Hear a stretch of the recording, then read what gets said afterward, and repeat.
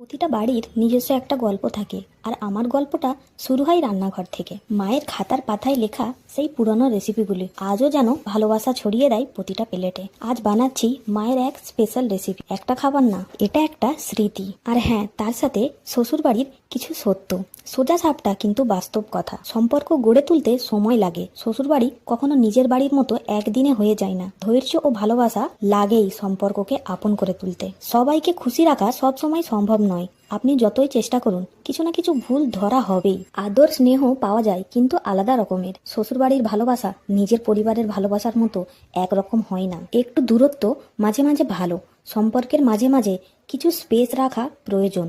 সবসময় একসাথে থাকলে অনেক সময় ছোটখাটো ঝামেলায় পরিণত হবে। বদলাতে হয়, মানিয়ে চলতে হয়। নতুন পরিবার মানে নতুন নিয়ম। একটু বদলানো, একটু মানিয়ে নেওয়াটাই আপনার জন্য। নিজেকে হারাবেন না, যতই মানিয়ে নিন।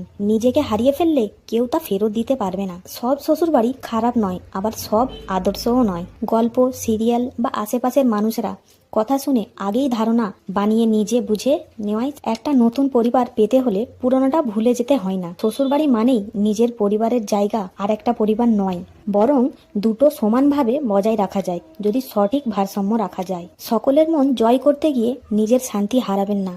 সবার মন জয় করাটা ভালো, কিন্তু তার জন্য নিজের মনের শান্তি, সম্মান ও আত্মসম্মান হারিয়ে ফেলো না। এই সত্যগুলো জানলে ও মানলে শ্বশুরবাড়ির জীবনটা অনেক সহজ, শান্তি ও সুন্দর হয়ে ওঠে। হ্যালো বন্ধুরা, এই চ্যানেলে আমি শেয়ার করব আমাদের বাড়ির প্রিয় রেসিপিগুলি, আমার শ্বশুর বাড়ির কিছু স্পেশাল পদ, আর মাঝে মাঝে কিছু মিষ্টি স্মৃতি, আমার স্বামীর বলা কিছু ভালোবাসার কথা। ভিডিওটা ভালো লাগলে একটা লাইক করে